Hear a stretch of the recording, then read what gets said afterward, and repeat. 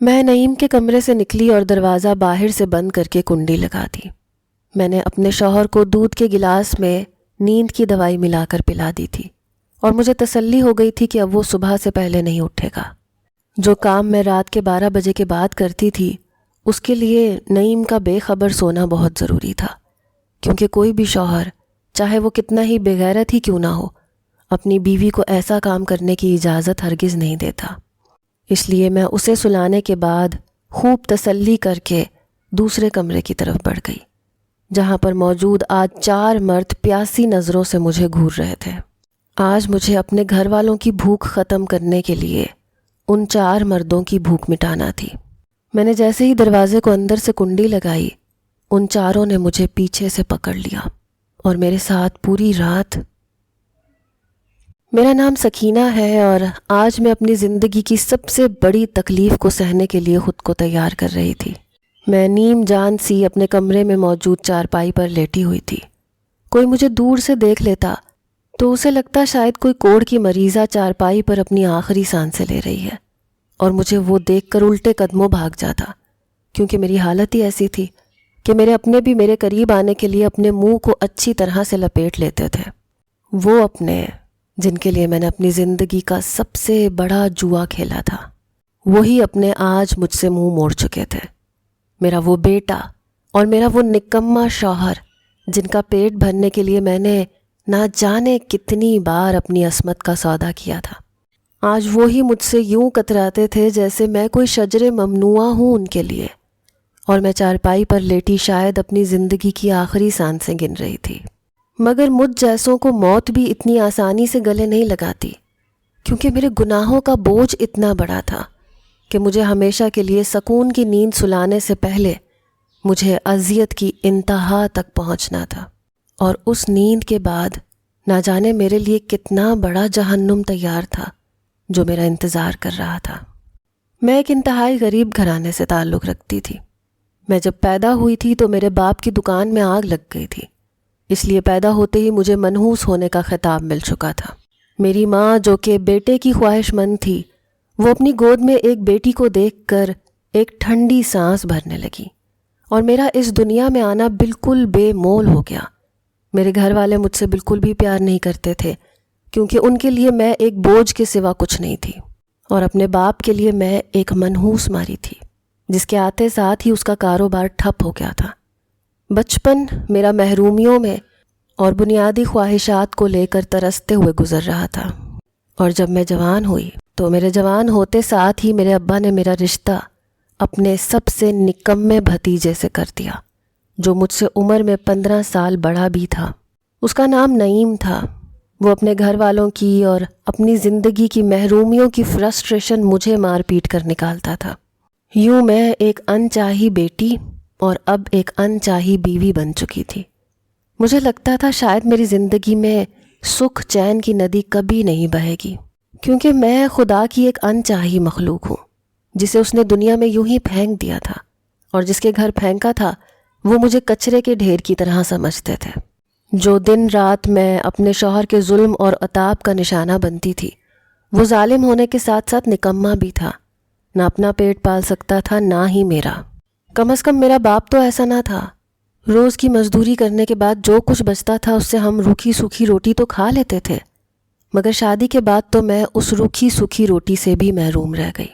میں نے مختلف گھروں میں کام کرنا شروع کر دیا، مگر چونکہ میں ایک منحوس لڑکی تھی، محلے میں اسی نام سے مشہور تھی، اس لیے میں جس کے گھر بھی کام کرنے جاتی اس کے گھر میں کوئی نہ کوئی بڑا نقصان ہو جاتا، مجھے کام کرنے سے نکال دیتے، جس پر میرا شوہر مجھے اور بھی زیادہ پیٹتا، کہتا کہ تجھ سے شادی کر کے مجھے کوئی فائدہ حاصل نہیں ہوا، میں تو پہلے سے بھی زیادہ کنگلا ہو گیا ہوں۔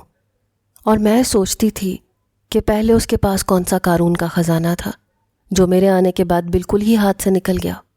مجھے بڑی مشکل اور جتن سے 1-2 گھروں میں کام کرنے کو مل گیا تھا، جس سے میں اپنے اور اپنے نکمے شوہر کا پیٹ بڑی مشکل سے پال رہی تھی۔ میں اسے بہت زیادہ سمجھاتی تھی کہ کوئی کام دھندہ کر لے، مگر اسے تو شاید نشہ کرنے کے علاوہ اور کوئی کام نہیں تھا۔ میں جو بھی پیسے بچا کر رکھتی وہ آ کر نکال لیتا، اپنی آوارہ گردیوں پر لٹا دیتا۔ اس کے علاوہ اس کی زندگی کا شاید کچھ بھی مقصد نہیں تھا۔ بس مجھے ذلیل کرنا تھا۔ مجھے اس سے نفرت ہونے لگی تھی۔ میری زندگی میں کوئی ایک لمحہ بھی سکون کا نہیں تھا، مگر ایک چیز تھی جو خدا نے مجھے دی تھی، وہ تھا میرا حسن۔ میں اس محلے کی لڑکیوں میں سب سے زیادہ حسین تھی۔ یہ اور بات ہے کہ میری قسم پسری نے مجھے عمر سے پہلے ہی بوڑھا بوڑھا سا کر دیا تھا اور میرا حسن مان پڑنے لگا تھا۔ مگر کہتے ہیں کہ ہیرا کیچڑ میں بھی لتھڑا ہوا ہو تو جوہری اسے پہچان لیتا ہے۔ میرے ساتھ بھی کچھ ایسا ہی ہوا تھا۔ میں جس گھر میں کام کرتی تھی، اس عورت کا شوہر کمال مجھ پر نظر رکھنے لگا۔ وہ بہانے بہانے سے میرے آگے پیچھے پھرتا تھا۔ پہلے تو میں بہت زیادہ پریشان تھی، سوچ رہی تھی کہ اس کے گھر کا کام چھوڑ کر کہیں اور چلی جاؤں، مگر پہلے ہی مجھے بڑی مشکل سے اس گھر میں صفائی ستھرائی کا کام ملا تھا، اس لیے میں اس کے رویے کو نظر انداز کرتی گئی۔ مگر ایک دن اس کی بیوی گھر پر نہیں تھی، تو اس نے اکیلے پن کا فائدہ اٹھایا اور مجھے ایک ایسی آفر کی کہ میں کچھ لمحوں کے لیے تو ساکت رہ گئی۔ اس کے ہاتھ میں پورے 10,000 روپے تھے جو اس نے میری ہتھیلی پر تھمائے۔ کہا کہ اگر تم میری خواہش پوری کرتی رہو گی تو میں تمہیں اور بھی پیسے دیتا رہوں گا، مگر یہ بات صرف ہمارے درمیان میں رہنی چاہیے۔ میں جانتا ہوں کہ تم بہت مجبور اور بے بس لڑکی ہو اور تمہیں پیسوں کی بہت زیادہ ضرورت ہے۔ اتنے سارے پیسے دیکھ کر میں ایک دم سے خاموش ہو گئی، مگر میں نے اس کے پیسے اس کے ہاتھ میں تھمائے اور وہاں سے بھاگ گئی۔ میں پیسوں کے لیے اتنا گھٹیا کام نہیں کر سکتی تھی، کسی کو اپنی تسکین کا ذریعہ نہیں بنا سکتی تھی، اور اوپر سے میں حاملہ بھی تھی۔ اگر میں ایسا کوئی کام کرتی تو میرے بچے کو نقصان ہو سکتا تھا۔ ڈاکٹر نے مجھے تاکید کی تھی اچھی خوراک کھانے کی، مگر ہمیں تو روکھی سوکھی روٹی ہی بڑی مشکل سے ملتی تھی۔ میں نہیں چاہتی تھی کہ میرے بچے کو کوئی نقصان پہنچے، اس لیے میں دن رات لوگوں کے گھروں میں کام کر کے اپنا اور اپنے بچے کا خیال رکھ رہی تھی۔ میں نے اس گھر میں دوبارہ جانا چھوڑ دیا۔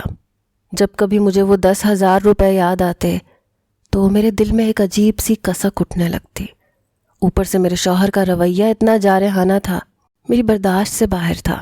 ہر عورت چاہتی ہے کہ مرد اسے سر پر بٹھا کر رکھے، اس کی تعریف کرے، کیونکہ عورت مرد کی توجہ کی طلبگار ہوتی ہے۔ مگر میری زندگی میں کوئی توجہ نہ تھی، نہ محبت تھی۔ خدا خدا کر کے میں نے ایک بیٹے کو جنم دیا، جس سے میری صحت مزید گر گئی، کیونکہ اچھی خوراک نہ کھانے کی وجہ سے میں بہت زیادہ کمزور ہو گئی تھی اور نکاہت محسوس کرنے لگی تھی۔ مگر میں نے اپنی صحت کی پرواہ کیے بغیر اپنی زندگی کا مقصد بس یہی بنا لیا تھا کہ جن خواہشوں اور خوشیوں سے میں محروم رہی تھی، میں اپنے بیٹے کو محروم نہیں رکھوں گی، بلکہ اسے ہر خوشی اور ہر خواہش دوں گی جو بھی میرے بس میں ہوئی۔ میرے شوہر میں ذرہ بھر بھی فرق نہیں پڑا تھا بیٹے کا باپ بننے کے بعد۔ وہ ابھی بھی ایک ناکارہ اور ناہجار باپ تھا، مجھے مارنے پیٹنے سے بھی گریز نہیں کرتا تھا۔ کہتا تھا جا باہر نکل اور کما کر لا، کب سے یہاں گھر میں پڑی رہے گی؟ اور میں اس کی اس قدر سفاکی پر دل برداشتہ ہو کر رہ جاتی تھی کہ ابھی تو بچے کی پیدائش کو صرف 6 مہینے ہوئے تھے اور میری صحت اتنی بحال نہیں ہوئی تھی، پھر بھی وہ مجھے کام کرنے کا کہہ رہا تھا۔ میں نہ چاہتے ہوئے بھی اپنے چھوٹے سے بچے کو اپنے شوہر کے حوالے کر کے گھروں میں کام کرنے کے لیے نکل پڑی۔ ایک دن میں اسی گھر میں گئی جہاں کے مرد نے مجھ پر غلط نظر ڈالی تھی۔ انہوں نے مجھے دوبارہ سے کام پر رکھ لیا تھا۔ وہ کافی کھاتے پیتے گھرانے کے لوگ تھے۔ بچہ پیدا کرنے کے بعد میری صحت پہلے سے زیادہ گر گئی تھی۔ میں بار بار نکاہت محسوس کرتی تھی کیونکہ مجھے بہت زیادہ کمزوری محسوس ہونے لگی تھی، مگر پھر بھی میں اتنی حسین تو تھی کہ ایک بار پھر سے اکمل کی نظر مجھ پر پڑنے لگی اور اس کی نیت خراب ہونے لگی۔ وہ بہانے بہانے سے میرے قریب آتا، مجھے چھونے کی کوشش کرتا، کہتا اگر اس دن تم میری آفر نہ ٹھکراتی تو آج مالا مال ہو چکی ہوتی۔ میں نے پہلے تو اسے نظر انداز کرنے کی کوشش کی، کہا کہ میں یہ غلط کام نہیں کرنا چاہتی، میرا ایک چھوٹا سا بیٹا بھی ہے۔ تو وہ کہنے لگا کہ کیا تو اپنے بیٹے کی ہر خواہش، ہر خواب پورا نہیں کرنا چاہتی؟ کیا اسے زندگی کی ہر سہولت مہیا نہیں کرنا چاہتی؟ میں اس کے سوال پر ایک دم پریشان سی ہو گئی، شش و پنج میں پڑ گئی۔ کہنے لگا میری وہ آفر آج بھی ہے، اگر تو میرے سکون کا ذریعہ بنتی رہے گی تو میں رقم میں اضافہ کرتا جاؤں گا۔ ایک دن جب اس کی بیوی میکے چلی گئی، وہ گھر پر اکیلا تھا، تو اس نے گیٹ کے دروازے کو کنڈی لگا دی۔ میرے قریب آیا، کہنے لگا تیرا مرد تو بہت ہی زیادہ پتھر دل ہے، جو تجھ جیسی حسین بیوی کو سراہنے کی صلاحیت سے محروم ہے، مگر مجھے ہیرے کی پہچان ہے۔ ایک بار تو میرے قریب آ کر تو دیکھ، تجھے بھی خوش کر دوں گا۔ یہ کہتے ساتھ ہی اس نے اپنی جیب سے 20,000 روپے نکالے، میری ہتھیلی پر رکھ دیے۔ میں ایک دم سے اتنے زیادہ پیسے دیکھ کر حیران پریشان ہو گئی۔ اندر ہی اندر میرے ضمیر اور دل کے درمیان ایک عجیب سی جنگ چھڑ گئی۔ ضمیر کہہ رہا تھا یہ سب کچھ غلط ہے، مگر تو اس راستے پر پڑ گئی تو پھر واپسی کا کوئی راستہ نہیں ہوگا۔ عورت کی عزت سب سے بڑھ کر ہوتی ہے، اگر یہ چھن جائے تو دنیا کی کوئی دولت بھی اسے واپس نہیں لا سکتی۔ اور میرا دل کہہ رہا تھا کہ تم نے آج تک بہت سی تکالیف سہی ہیں، اذیتوں سے بھری زندگی جی ہے، تمہارا بھی حق ہے خوشیوں پر، اور تمہارے جسم کا بھی حق ہے کہ کوئی اس سے محبت کرے۔ اس سے پہلے کہ میں کوئی فیصلہ کر پاتی، اس نے مجھے موقع ہی نہیں دیا، اور میرا ضمیر یہ جنگ ہار گیا۔ میں مٹھی میں پیسے دبائے جب گھر واپس آئی تو میرا جسم کانپ رہا تھا۔ بار بار اندر سے آواز آ رہی تھی، وہ آواز جو ایک غیرت مند انسان کے اندر سے اٹھتی ہے جب وہ کوئی گناہ کر بیٹھتا ہے تو اس کا ضمیر اسے سونے نہیں دیتا۔ میرے ساتھ بھی ایسا ہی ہوا تھا۔ اس رات مجھے نیند نہیں آئی، مگر اس رات میرا بچہ بھوک سے رویا نہیں تھا، بلکہ سکون کی نیند سویا تھا، اور مجھے اس کو دیکھ کر اتنی خوشی محسوس ہو رہی تھی کہ دل چاہ رہا تھا کہ اس کے مقدر میں بس سکون ہی سکون اور خوشیاں ہی خوشیاں لکھ دوں۔ وہ خوشیاں اور خواہشیں جو اس کا باپ پوری نہیں کر سکا، وہ میں کر دوں۔ اور میں نے اس راستے کا انتخاب کر لیا جو صرف اور صرف گناہوں کی دلدل میں جاتا تھا۔ نہ جانے پھر کتنے ہی اکمل آئے اور چلے گئے۔ عصمت جب پہلی بار لٹ جائے تو ضمیر کی چیخیں اندر باہر طوفان برپا کر دیتی ہیں، مگر جب یہ سودا بار بار ہونے لگے تو آہستہ آہستہ ساری آوازیں دم توڑنے لگتی ہیں، اور انسان بالکل گونگا بہرا اندھا بن جاتا ہے۔ میں بھی بن گئی تھی، کیونکہ مجھے ان آسائشوں کی لت لگ گئی تھی جن کے بغیر ابھی تک کی زندگی گزر گئی تھی، اور یہ سب آسائشوں کی قیمت بہت بھاری تھی جو میں چکا رہی تھی۔ اب میں چاہ کر بھی اس راستے کو چھوڑ نہیں سکتی تھی، کیونکہ گناہوں کی دلدل میں دھنسنے کے بعد جب احساس ندامت ہوتا ہے تو انسان اتنا اندر تک دھنس چکا ہوتا ہے کہ وہ ہاتھ پاؤں مار کر باہر نکلنے کی کوشش بھی کرے تو مزید اندر دھنس جاتا ہے۔ اس لیے میں نے کوشش بھی نہیں کی۔ میرا بیٹا 6 ماہ سے 6 سال کا ہو چکا تھا، اور میں ابھی تک اپنے شوہر کی آنکھوں میں دھول جھونک رہی تھی، کیونکہ اس کی آنکھوں پر پہلے ہی نشے کی پٹی بندھی ہوئی تھی۔ اوپر سے میرا بے تحاشا پیسہ اسے مجھ سے کوئی بھی سوال کرنے سے روک رہا تھا۔ وہ بالکل ہی میرا محتاج ہو کر رہ گیا تھا۔ جس دن اسے پیسے نہ ملتے، وہ نشہ نہ کرتا، اس دن اس کی حالت بالکل ان مردوں جیسی ہو جاتی تھی جو مجھے دیکھ کر ایک دم مچلنے لگتے تھے۔ وہ بھی میرے ہاتھ میں پیسہ دیکھ کر بالکل مچلنے لگتا تھا۔ میرا بیٹا اچھے اسکول میں پڑھنے لگا۔ اس کی عمر ابھی ایسی نہیں تھی کہ وہ مجھ سے سوال کر سکتا کہ ماں رات کے 12 بجے میرے پہلو سے اٹھ کر کہاں جاتی ہے، اور جب وہ واپس آتی ہے تو اس کا جسم اتنا ٹوٹ پھوٹ کا شکار کیوں ہوتا ہے۔ پہلے پہلے تو میں جن گھروں میں کام کرتی تھی وہیں کے دل پھینک مردوں کا دل لبھاتی تھی، ان سے پیسے بٹورتی تھی۔ مجھے لگتا تھا کہ شاید دنیا کے سارے مرد ہی نفسانی خواہشات کے بھوکے ہیں، اور وہ اس کی تسکین کے لیے کسی بھی حد تک گزرنے کو تیار ہیں۔ اس لیے مجھے گاہکوں کی کوئی کمی نہیں تھی۔ میں جہاں ایک نظر کا اشارہ کرتی وہاں پر 2-3 گاہک تیار بیٹھے ہوتے تھے۔ مگر میرے لیے سب کے گھروں میں یوں جانا، وہاں پر یہ کام کرنا ذرا مشکل تھا، کیونکہ ان کی بیویاں بھی گھر پر ہوتی تھیں اور بچے بھی، وہ بیچارے کڑی نگرانی میں ہوتے تھے۔ اس لیے میں نے ایک دوسرا کام اپنایا جو کہ نسبتاً آسان تھا۔ اس میں پکڑے جانے کا خطرہ کم سے کم تھا۔ میں نے ان کو اپنے گھر میں دعوت دینا شروع کر دی۔ میں روزانہ رات کو اپنے شوہر کو 1 گلاس دودھ میں نیند کی گولیاں ملا کر پلا دیتی۔ وہ گہری نیند سو جاتا۔ اس کے بعد میں ان کو کمرے میں چھوڑ کر باہر سے کنڈی لگا دیتی اور دوسرے کمرے میں آ جاتی، جہاں وہ مرد اپنی بیویوں کی فرسٹریشن مجھ پر نکالتے اور دیگر گھریلو مسائل کو چند گھنٹوں کے لیے فراموش کر دیتے۔ کبھی کبھی مجھے بہت تکلیف سے گزرنا پڑتا تھا، کیونکہ اکثر مرد زیادہ رقم ادا کرتے تھے، وہ ذرا زیادہ جلال میں آ جاتے تھے، مگر میں اس وقت صرف ان پیسوں کے بارے میں سوچتی تھی کہ اتنے پیسوں سے کیا کیا ضرورت زندگی خریدی جا سکتی تھی، کیا کیا خواہش پوری کی جا سکتی تھی اپنے بیٹے کی کون کون سی نئی فرمائش پوری کی جا سکتی تھی، یہ سوچتے سوچتے میرا پورا وقت نکل جاتا تھا، اور وہ ایک بھاری رقم مجھے ادا کرنے کے بعد وہاں سے نکل جاتے تھے۔ مجھے اب کسی کے گھر میں کام کرنے کی ضرورت نہیں تھی، کیونکہ گھر کی 4 دیواری میں ہی میں نے اپنا دھندا چمکا لیا تھا۔ مجھے باہر تک نکلنے کی ضرورت ہی نہیں تھی۔ مگر جب محلے کی عورتیں آئے روز میرے گھر میں کسی نئی چیز کا اضافہ ہوتا دیکھتیں تو حیران رہ جاتی کہ یہ سب کچھ صرف گھروں میں کام کرنے کے نتیجے میں تو حاصل نہیں ہو سکتا۔ وہ ٹوہ میں رہتی تھیں، کیونکہ ٹوہ لینے کی عادت ہر عورت کی فطرت میں ہوتی ہے۔ میں ان کو کہہ دیتی تھی کہ میں گھر بیٹھ کر آن لائن کام کرتی ہوں، جس میں سے کچھ پیسے بچ جاتے ہیں۔ کیونکہ میں میٹرک پاس تو تھی، موبائل فون اور کمپیوٹر بھی میں نے خرید لیا تھا، تاکہ ایسی عورتوں کے سوالوں کے جواب دینے کے لیے مجھے کچھ اور سوچنا نہ پڑے۔ میں نہیں جانتی تھی کہ انہوں نے اس بات پر یقین کیا تھا یا نہیں، کیونکہ جب بھی میں گھر سے باہر نکلتی تھی مجھے عجیب عجیب نظروں سے دیکھا جاتا تھا، وہ نظریں جو کسی کو زمین کے اندر گاڑنے کے لیے کافی ہوتی ہیں۔ مگر میرا ضمیر مکمل طور پر سو چکا تھا۔ اب میرے اندر سے کوئی آواز نہیں آتی تھی، کیونکہ جب گناہوں کی سیاہی سے دل سیاہ پڑ جائیں تو انسان ان زمین میں گاڑ دینے والی نظروں سے بیگانہ ہو جاتا ہے۔ مگر خدا انسان کو بار بار موقع ضرور دیتا ہے اس کی طرف پلٹ کر آنے کا، اور یہ نہیں دیکھتا کہ اس کا بندہ کس قدر گناہوں میں ڈوب چکا ہے۔ وہ تو بس اس کے ایک قدم کا، اس کے بلاوے کا منتظر ہوتا ہے، تاکہ اس کے سارے گناہوں کی سیاہی کو مٹا سکے۔ اور جب ایسا انسان اپنی اصلاح کا راستہ انتخاب کرتا ہے تو اس پر اور بھی زیادہ انگلیاں اٹھائی جاتی ہیں، ان شریف اور پاک باز لوگوں کی طرف سے جن کی بدولت کوئی گناہ گار انسان دوبارہ سے اپنی اصلاح کے راستے پر آنے سے ڈرتا ہے۔ کیونکہ جب تک وہ گناہ کر رہا ہوتا ہے اس پر صرف نظر رکھی جاتی ہے، اس کے پیٹھ پیچھے چہمہ گوئیاں کی جاتی ہیں۔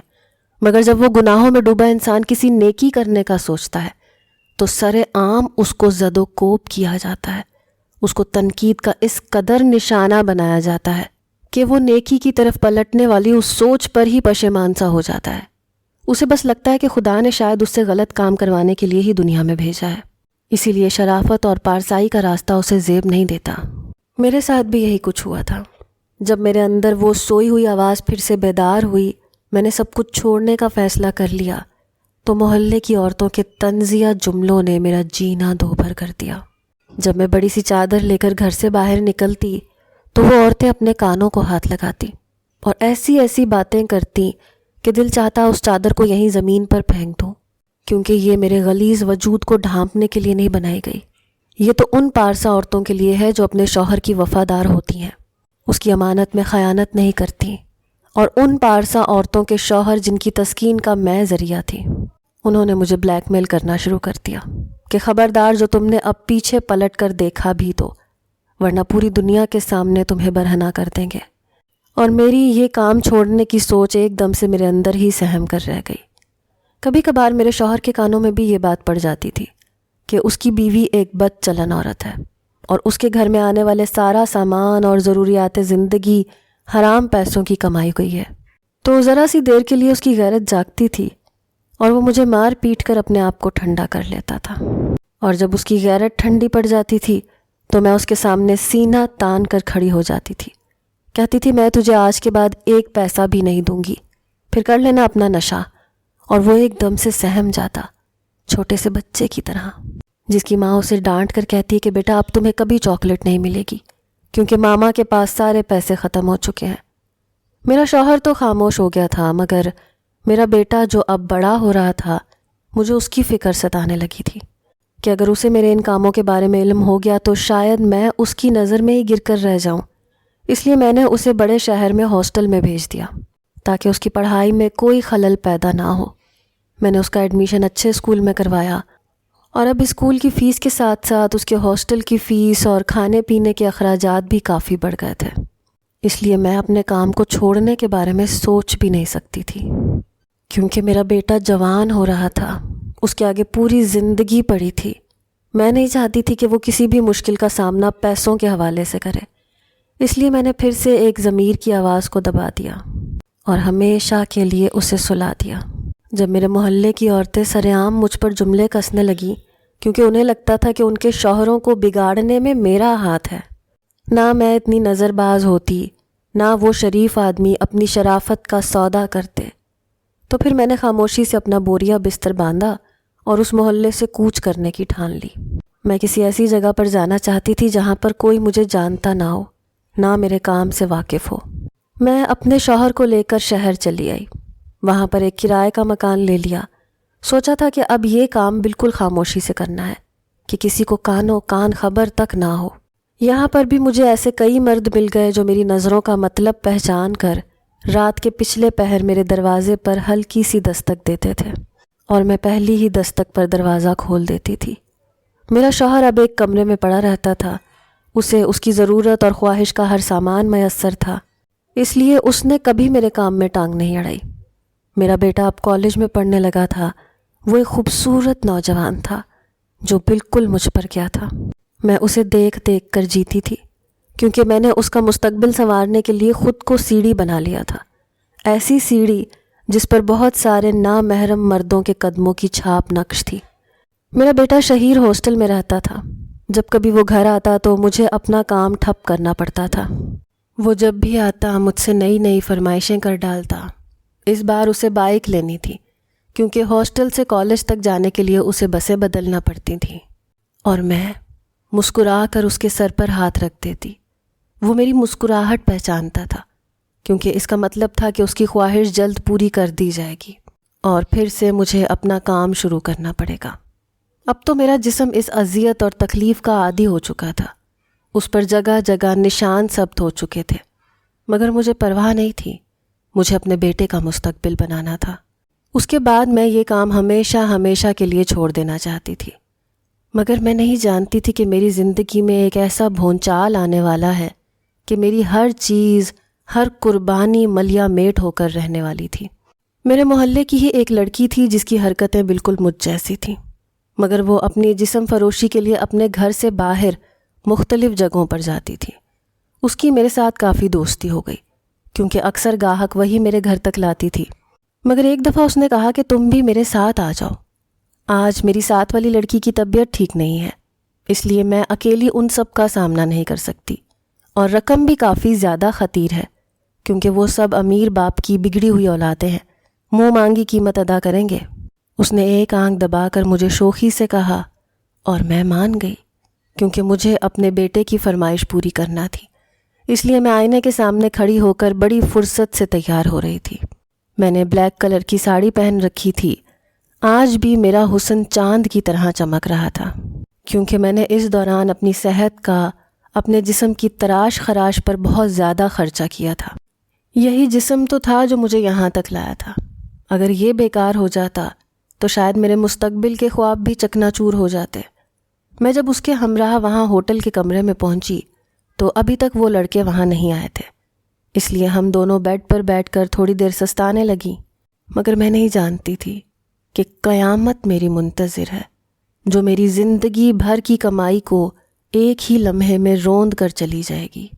جب وہ لڑکے کمرے میں داخل ہوئے تو وہ سب کے سب نوجوان اور امیر خاندانوں کے تھے، مگر ان میں سے ایک لڑکا ایسا تھا جس پر میری نظر ایسی ٹکی کہ پھر پلٹنا بھول گئی، اور وہ بھی مجھے یوں دیکھ رہا تھا جیسے کوئی بھیانک خواب اس کے سامنے حقیقت بن کر کھڑا ہو۔ میرا وجود ایک دم تھر تھر کانپنے لگا، خود کو سنبھالنا مشکل ہو گیا۔ میں ایک دم سے فرش پر گر پڑی۔ میرے ساتھ والی لڑکی فضا مجھے اٹھانے لگی کہ کیا ہو گیا ہے؟ ابھی تو تم نے بہت زیادہ مشقت سے کام لینا ہے، ابھی سے ہی ڈھیر ہو گئی ہو۔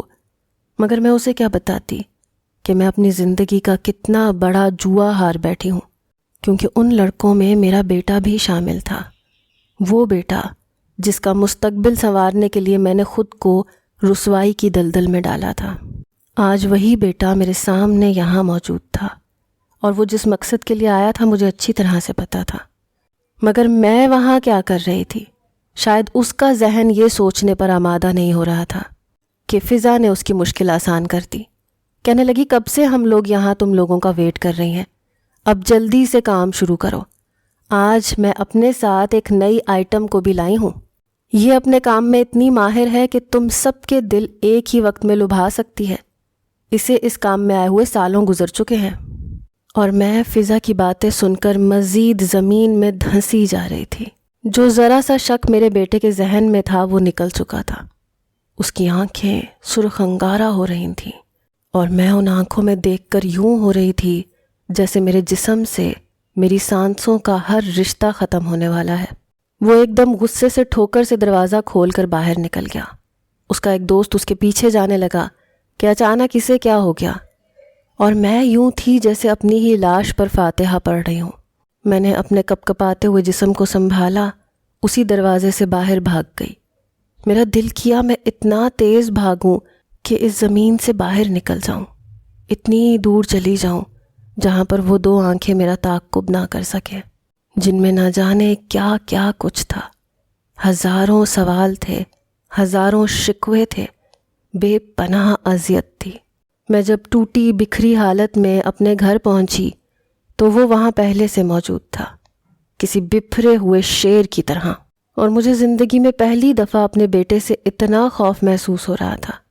وہ صرف 15 سال کا تھا، میں 35 سال کی، مگر اس 15 سال کے بچے کے سامنے میری نظریں یوں جھکی تھیں کہ اب وہ جو سزا مجھے دے دے مجھے قبول ہے۔ اب وہ اپنے ہاتھوں سے میرا گلا بھی گھونٹ دے تو میں خوشی خوشی اپنی جان دے دوں گی، مگر مجھ سے کوئی سوال نہ کرے، کیونکہ ان کے جواب بہت زیادہ وحشت ناک تھے۔ وہ آہستہ آہستہ قدموں سے میرے قریب آیا، مجھے جھنجھوڑ کے رکھ دیا۔ اس نے کہا، میں جب بھی آپ سے پوچھتا تھا کہ آپ ایسا کیا کام کرتی ہیں کہ ہماری ساری ضرورتیں گھر بیٹھے بٹھائے پوری ہو جاتی ہیں، کیونکہ میرا باپ تو کسی کام کا نہیں ہے، تو آپ اس سوال سے ہمیشہ کترا جاتی تھیں، کہتی تھیں آپ کوئی آن لائن کام کرتی ہیں، اور آج میں جان گیا ہوں آپ آن لائن بھی اپنی فحش ویڈیوز انٹرنیٹ پر ڈال کر پیسے کماتی ہوں گی۔ مجھے تو آج شرم آ رہی ہے آپ کو اپنی ماں کہتے ہوئے، دل چاہ رہا ہے خود کو بھی ختم کر ڈالوں اور آپ کو بھی۔ آج میں اپنے دوستوں کی فرمائش پر پہلی دفعہ اس چوکھٹ پر گیا تھا۔ میرا ضمیر بار بار مجھے ملامت کر رہا تھا، مگر میں پھر بھی وہاں چلا گیا۔ پتہ ہے کیوں؟ کیونکہ میری رگوں میں آپ کا گندا خون تھا۔ میرا ضمیر چاہے جتنا مجھے ملامت کرتا، مگر اس گندے خون نے وہیں پر جانا تھا۔ اپنے بیٹے کی باتیں سن کر میں زمین میں گڑی جا رہی تھی، اور وہ یہ سب باتیں کہہ کر مجھ سے اپنا تمام تعلق توڑ کر وہاں سے چلا گیا۔ اس نے کہا کہ اب میں تڑپ تڑپ کر مر بھی جاؤں تو بھی وہ میری شکل تک نہیں دیکھے گا۔ اپنے باپ سے تو اسے پہلے ہی لگاؤ نہیں تھا، ماں سے بھی آج ہر تعلق ختم کر کے وہ ہمیشہ کے لیے چلا گیا، اور میں ایک دم سے زمین بوس ہو گئی۔ اپنے پورے قد کے ساتھ اپنی زندگی کے سارے خسارے ایک دم سے میرے سامنے کھڑے ہو کر میرا مذاق اڑا رہے تھے، اور میری وہ ساری آسائشیں اور ضروریات زندگی بھی آج مجھے خوش کرنے کے لیے ناکافی تھی۔ اب شاید ساری عمر میں نے اسی پچھتاوے میں گزارنی تھی، مگر اس پچھتاوے کے ساتھ ایک اور چیز بھی شامل ہو گئی تھی، ایک ایسی بیماری جو میرے جسم کو لگ گئی تھی اور میرے جسم کو کیڑوں کی طرح کھا رہی تھی۔ میں بستر پر پڑی ہر پل اذیت کا شکار تھی۔ میرا جسم اور میری روح دونوں مکمل گھائل ہو چکے تھے۔ میرا بیٹا نہ جانے مجھے چھوڑ کر کہاں چلا گیا۔ آج اسے گئے ہوئے پورے 5 سال بیت گئے تھے، مگر اس نے مجھے اپنا چہرہ نہیں دکھایا تھا۔ نہ جانے وہ کس حال میں ہوگا، نہ جانے اسے اپنی ماں کی یاد آتی بھی ہوگی یا نہیں۔ میں پل پل اسے یاد کر کے تڑپتی تھی۔ میری روح کے زخموں میں مزید اضافہ ہو جاتا تھا۔ میرا شوہر جس نے نشے میں اپنے آپ کو تباہ کر دیا تھا، جس پر ہر وقت مکھیاں بن بناتی تھیں، وہ بھی میرے قریب آنے سے کتراتا تھا۔ اس کا کہنا تھا کہ اسے مجھ سے گھن آتی ہے، مطلب میرا وجود اس کے اپنے وجود سے بھی زیادہ غلیظ ہو چکا تھا، اور گھن تو مجھے بھی اپنے آپ سے آتی تھی۔ میرے جسم پر نہ جانے کیسے عجیب و غریب قسم کے نشان پڑ گئے تھے، جن میں سے ہر وقت لہو رستا تھا، پیپ پڑ گئی تھی۔ کبھی کبھی میں اس حد تک تکلیف میں مبتلا ہوتی کہ اپنا جسم اپنے ہی ناخنوں سے کھروچ ڈالتی تھی، اور اس کے بعد مزید درد میں مبتلا ہو جاتی۔ میری دل خراش چیخوں سے میرا شوہر سہم جاتا۔ کئی دن وہ گھر سے باہر رہتا۔ میرے پاس اب کچھ نہیں بچا تھا۔ میرے شوہر نے میری ساری کمائی اپنے نشے میں اڑا دی تھی، میری زندگی بھر کی کمائی۔ میرا بیٹا، وہ تو شاید پل پل مجھ سے نفرت کرتا ہوگا۔ آج بھی میں اپنی چارپائی پر پڑی اپنی موت کا انتظار کر رہی تھی۔ اپنے گناہوں کی معافی تک مانگنے سے ڈرتی تھی۔ حالانکہ میں جانتی تھی کہ شاید میرا خدا تو مجھے معاف کر بھی دیتا، مگر میں خود کو کیسے معاف کر سکتی تھی؟ اس لیے اس سزا میں خود کو پل پل مارنا چاہتی تھی، اس اذیت میں گھل گھل کر مرنا چاہتی تھی، تاکہ میرے ضمیر کا کچھ بوجھ تو ہلکا ہو جاتا۔